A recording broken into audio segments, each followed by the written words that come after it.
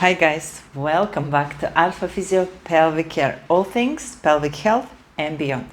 My name is Anastasia Uvarova and I'm practicing pelvic floor physiotherapist here in sunny Cyprus. And today I will talk about breathing. Number one thing I'm getting asked about: how to breathe, where to breathe, and number one thing I'm teaching whenever we start pretty much any rehabilitation process related to post-pregnancy recovery, post-operative recovery, if it's a gynecological operation, or any recovery related to pelvic floor. So yes, I don't start with a Kegel, with engagement and things like that. I start with breathing. So if you are looking forward to see my tips and tricks, keep watching. Make sure you like and subscribe not to miss the videos. I'm giving all my best tips here in this channel. So let's begin. First of all, few words about how we breathe and also how posture influences the breathing. There are very different nuances to breathing and to posture. I will talk about the main ones. Our main breathing muscle is diaphragm. So the diaphragm that goes from the front of our rib cage all the way around, inserts even into our low back, is the muscle that we need to train. And yes, like any other muscle, it also can get stiff, it also can get weak, especially after pregnancy, because baby is overstretching the belly, it's pushing up the diaphragm, or even through lifetime postural or movement habits. So quite often I see several types of posture that prevents full function of the diaphragm. By full function, I mean the diaphragm being able to expand on a breath in and contract on a breath out throughout the whole circle. So not only in front, not only on the sides, not only at the back, but all the way up throughout 360 degrees and all the way down. Yes, there are other muscles that help us to breathe, which are the intercostal muscles, the muscles between our ribs, and sometimes even we need to use the neck muscles. Usually the neck muscles, the so-called assistive breathing muscles, are used in emergency situation when somebody is running out of breath, and when somebody is using them pretty hard, this person is usually in distress. However, I do see quite often that people use the assisting muscles like the main ways of breathing.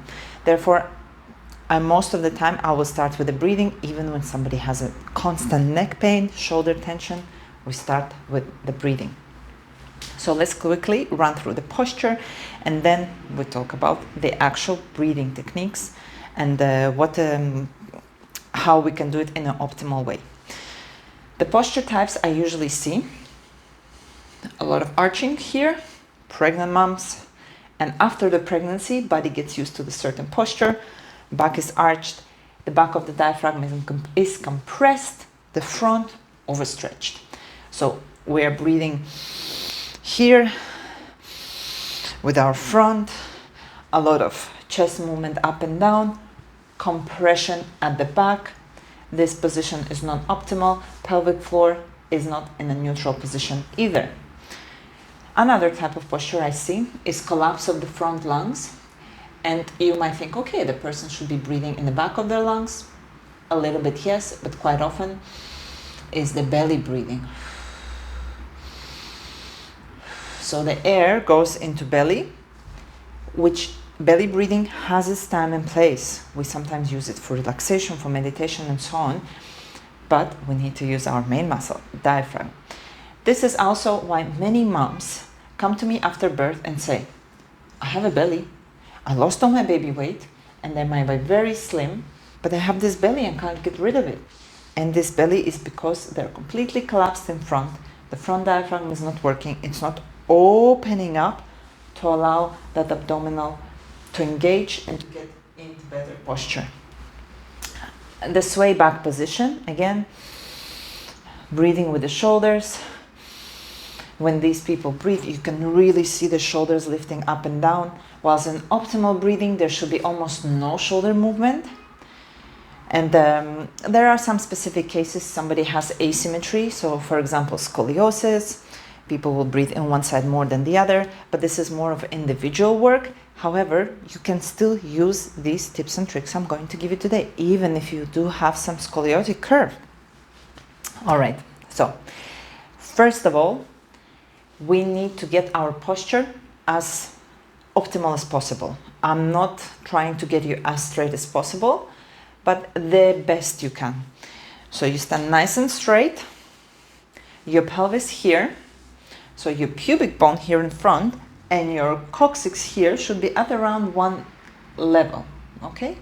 So your pelvis is parallel to the floor, your ribs are parallel to the floor. So if you have a tendency to arch here, gently engage yourself in, but don't press down, okay? If you do have this kind of position with front collapsed ribs, think about gently lifting yourself through your chest, maximally, okay?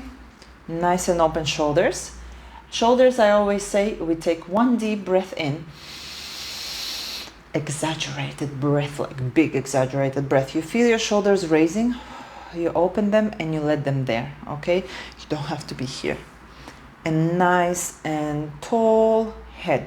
You can even pull yourself through the hair to get yourself nice and tall. Okay, we got the optimal position. Let's start breathing. First thing I would like to teach you is how to draw the air into the bottom of the lungs. Most of the people have top part of the lungs well enough ventilated, but very little air gets down to this bottom part of the lungs. This is where the diaphragm has to contract maximally to let the air go. This is diaphragm working to the max. If you're just breathing from the top, diaphragm is doing almost nothing there. It's just resting and becoming weaker and weaker. Why does it matter? Full oxygenation means more oxygen to your body, means more oxygen to the brain, better function, better memory, better metabolism, better everything. We are designed to breathe, guys, okay? So we're standing in our optimal posture. First thing, we're taking longer breath. We try to count until 4 at least. When I ask people to take longer breath, usually they go, no, that's not longer breath. Longer breath is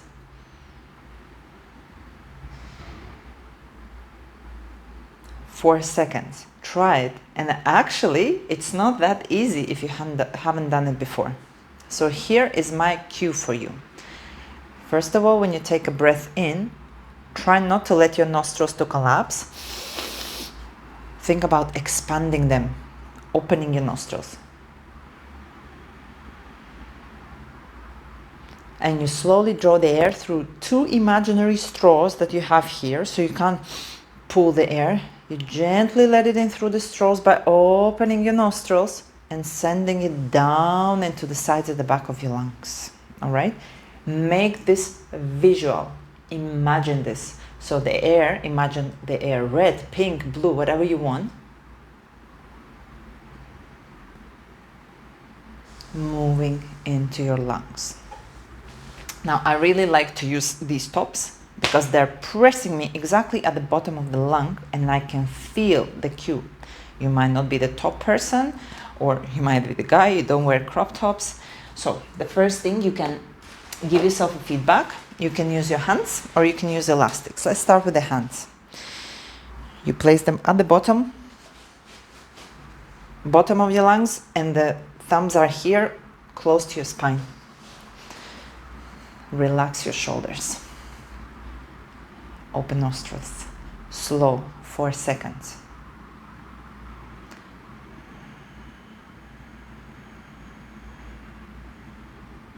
And then you breathe out for 4 seconds, like you're blowing a candle, okay? You don't just go 4 second breathe in, 4 second breathe out. Directing the air into your hands and letting them, feeling them expand. One more time.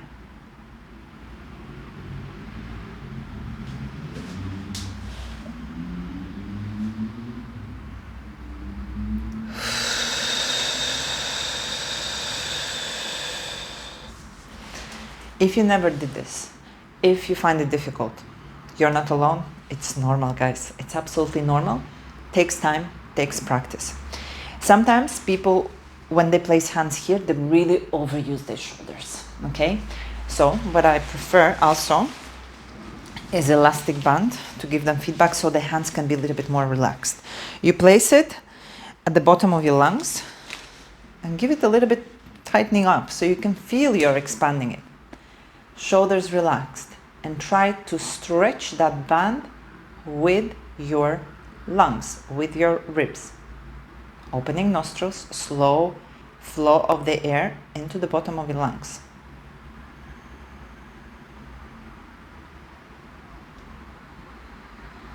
Breathe out.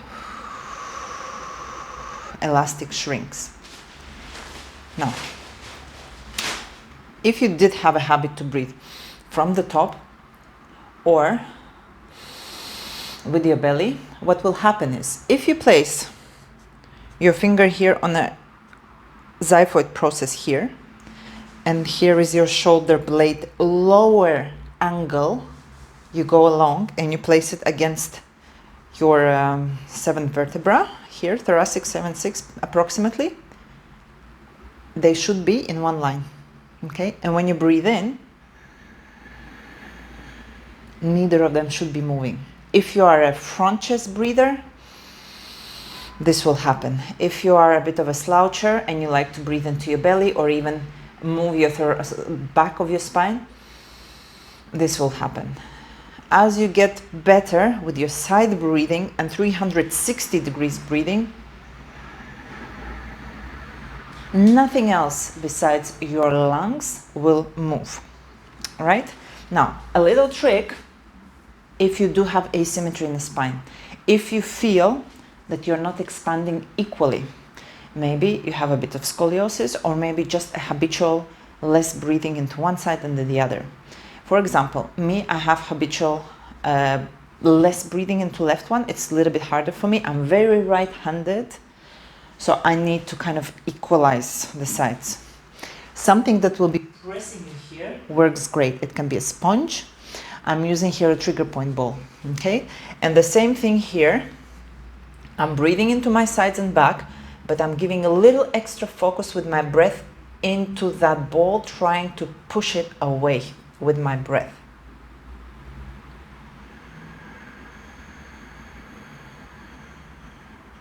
And breathe out.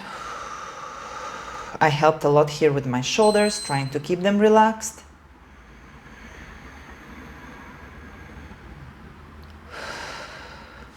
You can also do it just to mobilize each side separately. So really raising that fine tuning into your body. Okay? So try to make this 360 breath. Make sure that everything expands equally. So here at the side, at the back, okay, everything expands as you take a deep breath in, slow deep breath in, directing air into the side of your lungs. Visualize that airflow going there. Another little trick what you can do to slow down the airflow, because sometimes we still want like, okay, I'm out of air, still 3 seconds didn't pass and I'm sucking here in. I always ask people to put the tongue to the roof of their mouth. I won't be able to speak if I do that.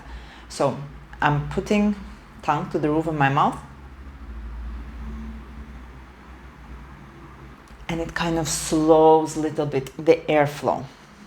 Okay? You can practice this several times a day for 3-4 repetitions. The only requirement is to get yourself in an optimal posture. If you're slouching on the sofa with one leg on the other leg, it will not really work that well. So you need a little bit of more awareness of fine-tuning into that position, nice and tall. You can sit, you can stand, you can use elastic, you can use your hands. So expanding, feeling expansion all around. There is also a trick how you really can develop the back breathing, especially if you feel like you're a front breather and you have a lot of back tension. Let me know if you want me to make a video about it. I can do it next time. Let me know in the comments. Let me know if you have any more questions. Don't forget to subscribe to get more tips and tricks from me. I'm really, really happy to share these with you. And we will see you soon